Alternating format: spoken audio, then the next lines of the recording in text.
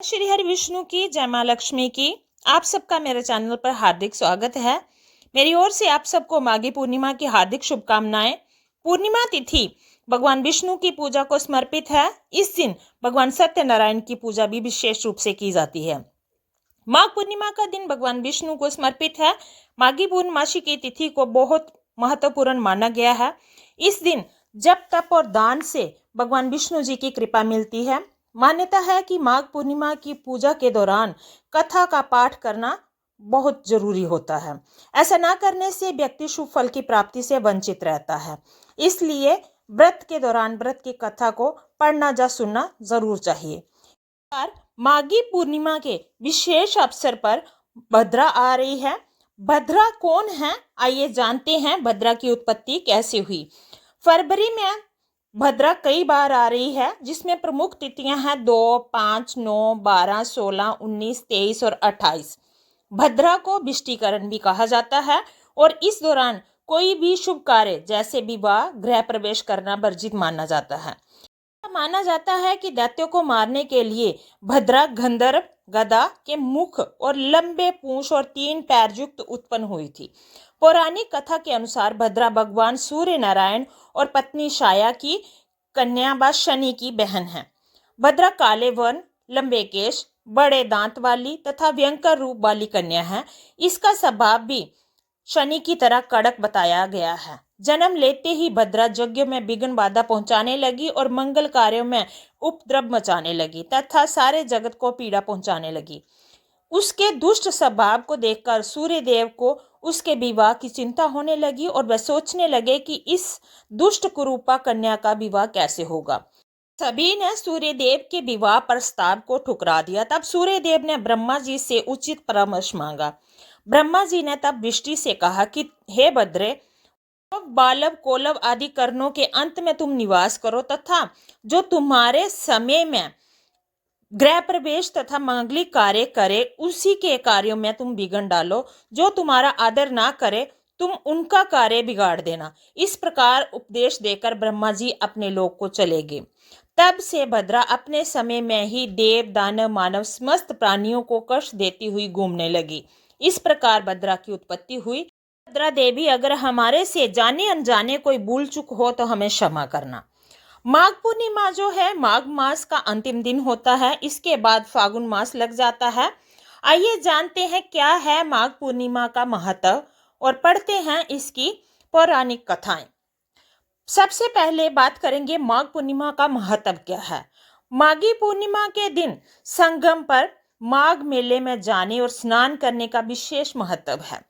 पुराणों के अनुसार माघ मास में पूर्णिमा के दिन देवता पृथ्वी पर आते हैं और गंगा में स्नान करते हैं। शुभ संजोग में दान पुण्य और मंत्र जाप करके उन्हें प्रसन्न किया जाता है। पुराणों के अनुसार माघ पूर्णिमा के दिन स्वयं भगवान श्री विष्णु जी गंगा जल में निवास करते हैं। इस दिन गंगा स्नान करने से भगवान विष्णु की कृपा मिलती है तथा धन संपदा, लक्ष्मी, यश, सुख, सौभाग्य तथा उत्तम संतान की प्राप्ति होती है। माघी पूर्णिमा पर गंगा तथा अन्य पवित्र नदियों में तथा सरोवर तट पर स्नान करके तिलांजलि देना चाहिए तथा पितृ तर्पण करना चाहिए। इस दिन दान दक्षिणा का 32 गुना फल मिलता है। इसलिए इसे माघी पूर्णिमा के अलावा 32वीं पूर्णिमा भी कहते हैं। दान करने से सभी तरह के कष्ट संकट मिट जाते हैं और जातक मोक्ष को प्राप्त करता है। पूर्णिमा पर माता लक्ष्मी के मंत्रों का जप करना चाहिए। इससे घर में धन समृद्धि में बढ़ोतरी होती है और इस दिन देवी लक्ष्मी जी को पीले तथा लाल रंग की सामग्री अर्पित करने से वे प्रसन्न होती हैं। प्रयाग में माघ मास के अंदर 3 बार स्नान करने से जो फल प्राप्त होता है वह फल पृथ्वी में 10,000 अश्वमेध यज्ञ करने से भी प्राप्त नहीं होता। पद्म पुराण में माघ मास के महात्म्य का वर्णन करते हुए कहा गया है कि पूजा करने से भगवान श्री हरि को उतनी प्रसन्नता नहीं होती जितनी कि माघ महीने में स्नान मात्र से होती है। इसलिए सभी पापों से मुक्ति तथा भगवान वासुदेव की प्रीति प्राप्त करने के लिए प्रत्येक मनुष्य को माघ मास में स्नान करना चाहिए। हम माघी स्नान भी कहते हैं। माघ मास में दान पुण्य करने से और माघ स्नान करने से भगवान विष्णु की विशेष कृपा प्राप्त होती है। माघ पूर्णिमा व्रत कथा क्या है?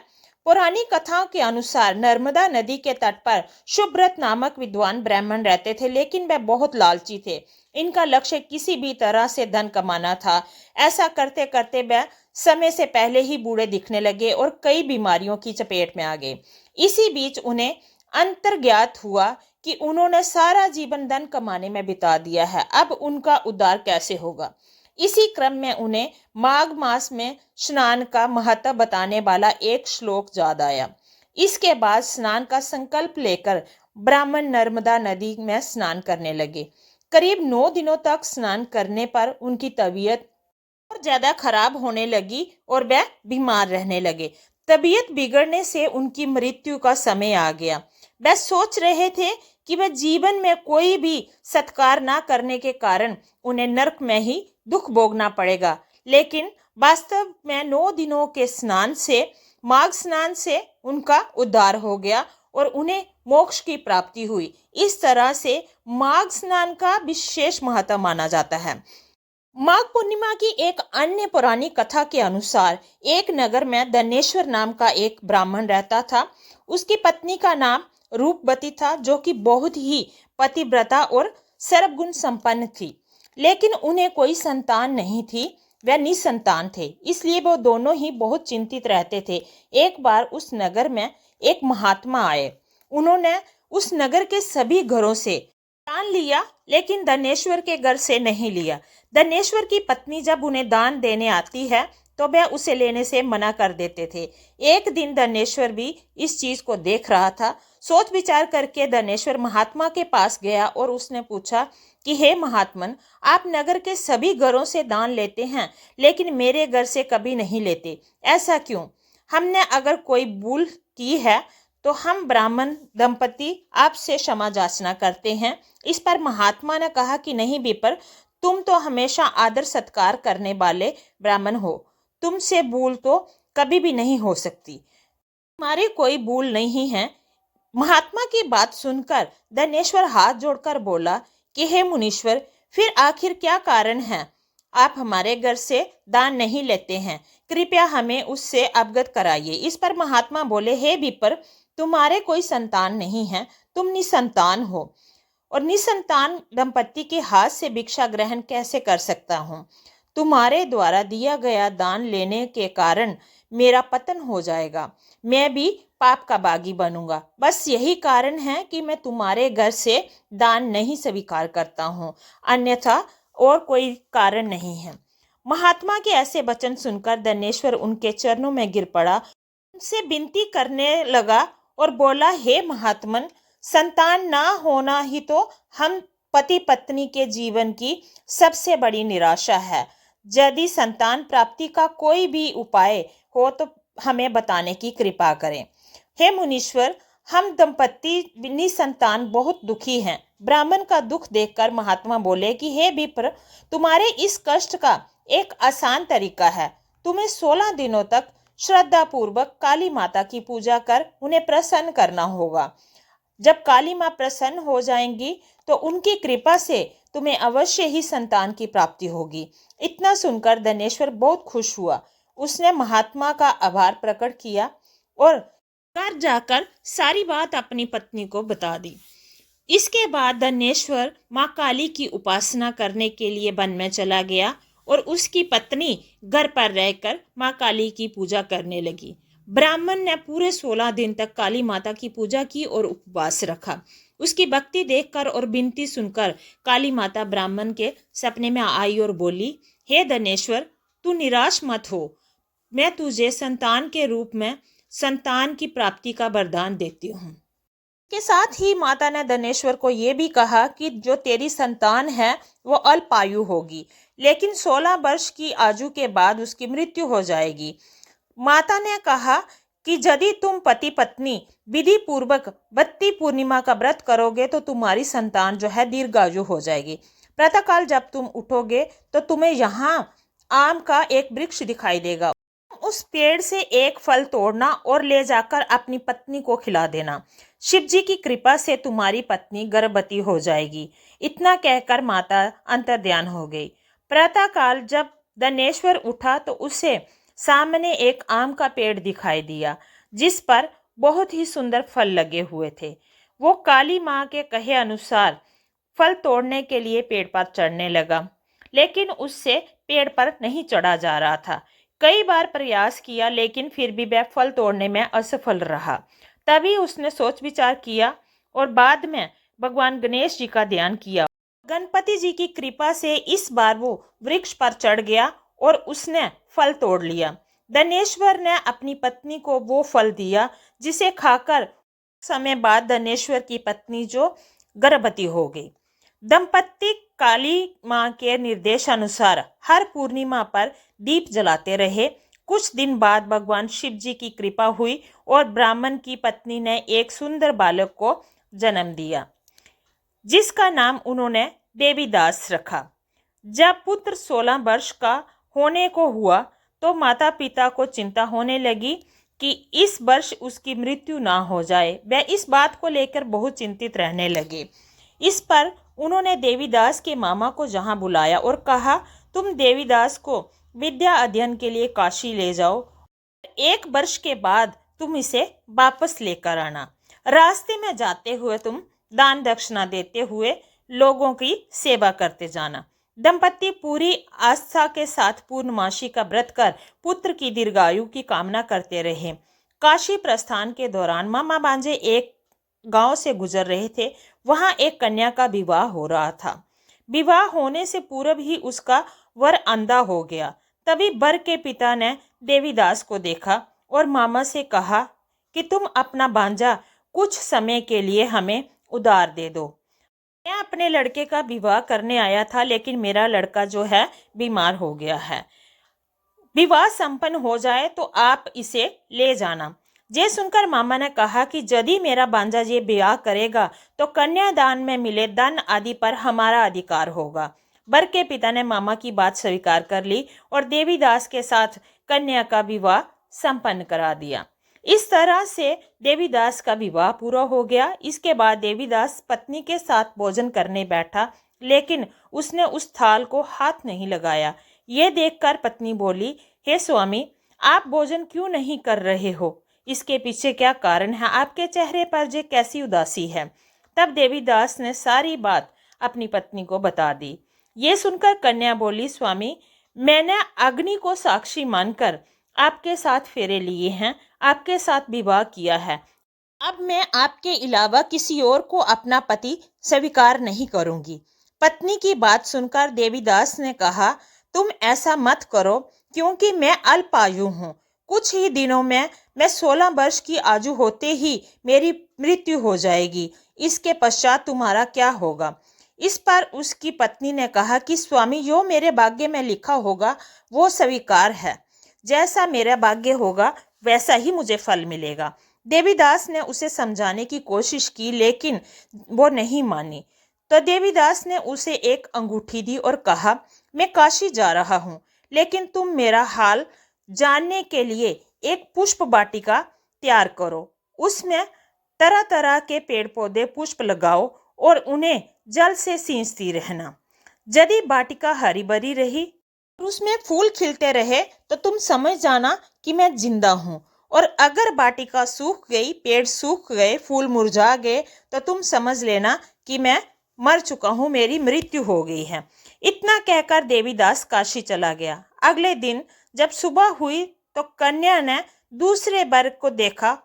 अपने पिता से बोली कि पिताजी, ये मेरा वर नहीं है, मेरा विवाह इसके साथ नहीं हुआ है। मेरा पति काशी पढ़ने गया है। यदि इसके साथ मेरा विवाह हुआ है तो बताइए कि रात्रि में मेरे और इसके बीच क्या बातें हुई थी और इसने मुझे क्या दिया था। ये सुनकर वर बोला, मुझे कुछ नहीं पता, मैं कुछ नहीं जानता। पिता पुत्र वहां से वापस चले गए। इस तरह से कन्या अपने पिता के घर में ही रह गई। उधर एक दिन प्रातःकाल एक सर्प देवीदास को डसने के लिए आया, लेकिन उसके माता पिता द्वारा किए गए पूर्णिमा व्रत के प्रभाव के कारण उसे कुछ नहीं कर पाया। वहां से चला गया। इसके बाद काल स्वयं वहां आए और उसके शरीर से प्राण निकालने लगे। देवीदास बेहोश होकर जमीन पर गिर पड़ा। तभी वहां देवी पार्वती और भगवान भोलेनाथ वहां आ गए। देवी पार्वती देवीदास को बेहोश देखकर भोलेनाथ से बोली, हे स्वामी, देवीदास की माता ने बत्ती पूर्णिमा का व्रत रखा था।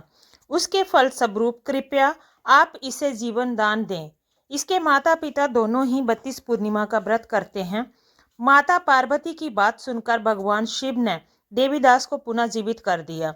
इधर देवीदास की पत्नी ने देखा कि पुष्प वाटिका में एक भी पुष्प नहीं रहा, सभी मुरझा गए हैं। वो जान गई कि उसके पति की मृत्यु हो चुकी है और वह रोने लगी। तभी उसने देखा कि वाटिका फिर से हरी भरी हो गई है, सभी पेड़ पौधे हरे भरे हो गए हैं। ये देखकर वो बहुत प्रसन्न हुई। उसे पता चल गया कि देवीदास को प्राणदान मिल चुका है। जैसे ही देवीदास 16 वर्ष का हुआ, मामा भांजा काशी से वापस अपने घर के लिए चल पड़े। रास्ते में जब वो कन्या के घर गए तो उसने देवीदास को पहचान लिया और वह बहुत प्रसन्न हुई। उसके पश्चात देवीदास अपनी पत्नी को लेकर अपने घर को चल दिया। धनेश्वर और उसकी पत्नी भी पुत्र को जीवित पाकर हर्ष से भर गए। पौराणिक मान्यता है कि जो व्यक्ति श्रद्धा पूर्वक पूर्णिमा का व्रत रखते हैं और कथा सुनते हैं या पढ़ते हैं, उन्हें संतान का सुख मिलता है और सभी मनोकामनाएं पूरी होती हैं। बोलिए श्री सत्यनारायण भगवान की जय। इसके साथ ही माघ पूर्णिमा व्रत की कथा के पश्चात भगवान सत्यनारायण की कथा का पाठ जरूर करना चाहिए। कथा का सारांश इस तरह से है। भगवान सत्यनारायण की कथा जो स्कंद पुराण में वर्णित है, सत्य और धर्म के महत्व पर आधारित है, जिसमें भगवान विष्णु सत्यनारायण रूप में भक्त की परीक्षा लेते हैं और उन्हें सच्ची निष्ठा, सत्यनिष्ठा और प्रसाद ग्रहण करने के महत्व से सुख, समृद्धि और अंत में मोक्ष की प्राप्ति होती है। जिसमें एक राजा, एक ब्राह्मण, एक लकड़हारा और एक साधु वैश्य की कथाएं प्रमुख हैं, जो बताती हैं कि अभिमान और अवहेलना से पतन होता है, जबकि भक्ति से उत्थान होता है। भगवान की भक्ति और सच्ची निष्ठा हमें भव सागर से भी पार कर देती है। सत्यनारायण की कथा का सार इस तरह से है। एक गरीब ब्राह्मण और एक लकड़हारा। एक गरीब ब्राह्मण और लकड़हारा दोनों ही अपनी गरीबी से दुखी थे। भगवान विष्णु ने सत्यनारायण के रूप में आकर उन्हें भगवान सत्यनारायण का व्रत करने की सलाह दी। व्रत के प्रभाव से उनकी गरीबी दूर हो गई और उन्हें सुख समृद्धि मिली। दूसरी कथा है साधु वैश्य की, लीलावती और कलावती की। एक साधु वैश्य था और उसकी पत्नी लीलावती को कोई संतान नहीं थी। उन्होंने व्रत किया और व्रत के प्रभाव से कलावती नामक कन्या का उनके घर में जन्म हुआ। जब कलावती विवाह के बाद अपने पति के साथ उत्सव से लौटी और प्रसाद नहीं खाया तो उसके पति अदृश्य हो गए। भगवान के श्राप से दुखी होकर जब उन्होंने पश्चाताप किया और भगवान सत्यनारायण का प्रसाद खाया और व्रत रखा और व्रत का सही से पालन किया तो सब ठीक हो गया और अंत में उन्हें मोक्ष मिला। अगली कथा है राजा उल्कामुख की। एक राजा ने अभिमानवश व्रत का प्रसाद नहीं खाया, जिसके कारण उसे अपने राज्य से हाथ धोना पड़ा। पूरा राज्य उसका नष्ट हो गया। पश्चाताप के बाद विधि विधान से व्रत करने पर उसे सब कुछ वापस मिल गया और अंत में उसे स्वर्ग की प्राप्ति हुई। कथा का मूल संदेश है कि भगवान की भक्ति श्रद्धा भाव से होनी चाहिए, सत्यनिष्ठा से होनी चाहिए। भगवान सत्यनारायण सत्य के अवतार हैं।